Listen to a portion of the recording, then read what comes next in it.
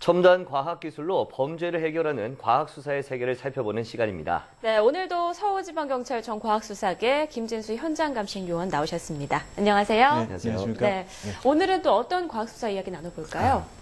이제 지난 시간에 과학수사위원회 그 조직 체계부터 국가수혜 조직 체계까지 그 전반적인 걸 이제 알아봤는데요.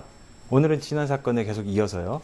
과학수사 업무에는 어떤 것들이 있는지, 그 다음에 업무 시스템은 어떻게 되어 있는지 좀 살펴볼까 합니다. 네, 올해 또 이제 연말인 근데 만큼 정리를 해주시네요. 네. 네. 그 지난 시간에 그 과학수사 요원이 되기 위해서 이제 경찰이 먼저 돼야 된다고 제가 그렇게 말씀을 드렸었잖아요. 네.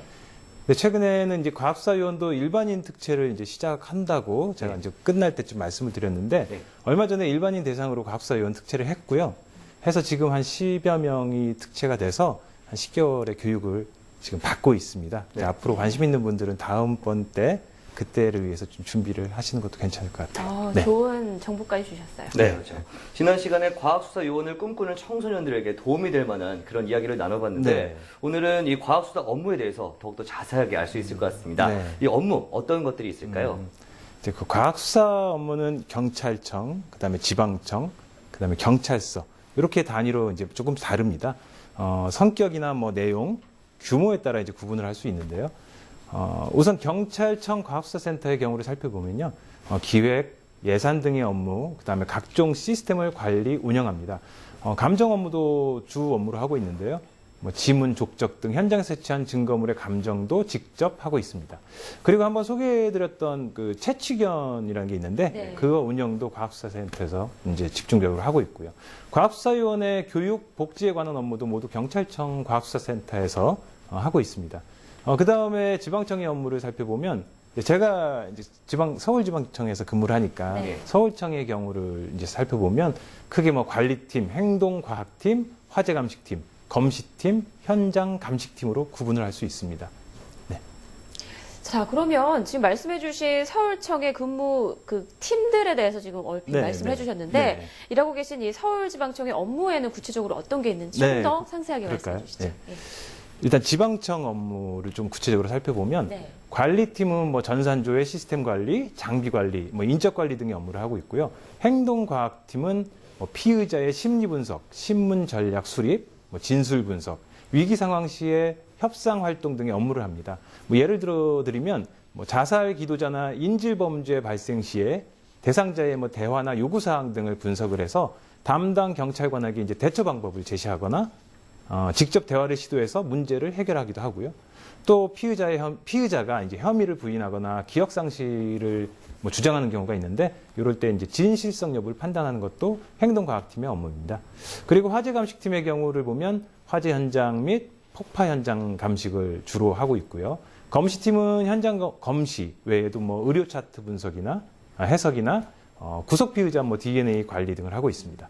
끝으로 현장 감식팀은 뭐 각종 현장에 출동해서 현장 감식을 하는 것이 뭐 기본 업무고요. 그 외에도 뭐 몽타주 작성, 지문 검색, 영상 분석, 증거물의 분석 등 감정 업무를 직접 하고 있습니다.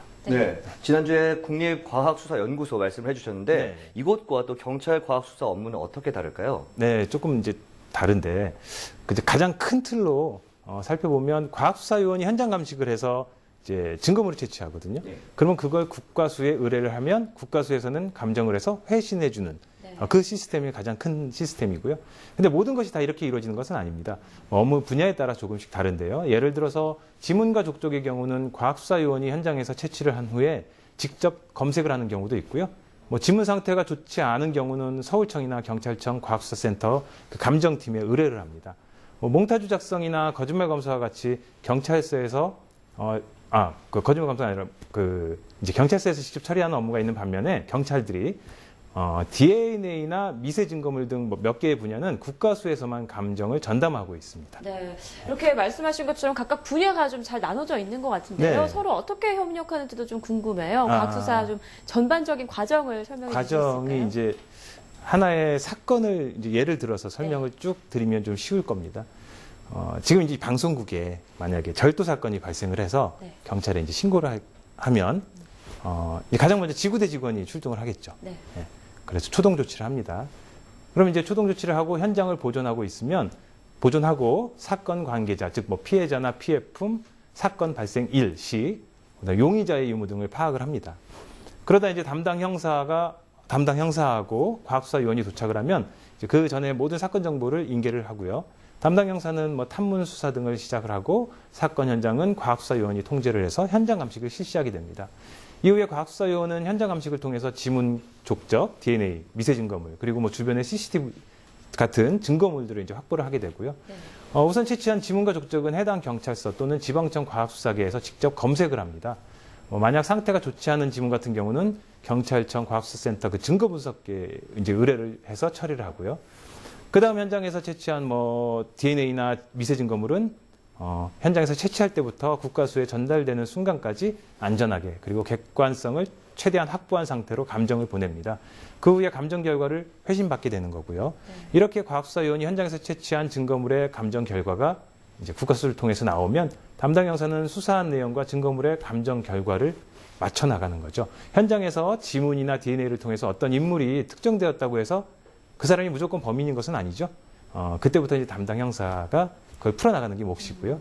그 사람의 지문과 DNA가 이 현장, 그 물체에 왜 남게 되었는지 그 이유 등을 수사를 해서 혐의를 밝혀내면 이제 사건이 해결이 되는 겁니다. 아, 그렇군요. 이렇게 예를 들어서 설명을 들으니까 마치 영화를 보는 것처럼 이해가 쏙쏙 되는 것 같습니다. 네. 과학수사 요원들이 어떤 업무를 수행하는지 아마 오늘 방송을 보신 많은 분들이 이해를 하셨을 것 같습니다. 그랬을까요? 오늘 말씀 고맙습니다. 네. 고맙습니다. 감사합니다.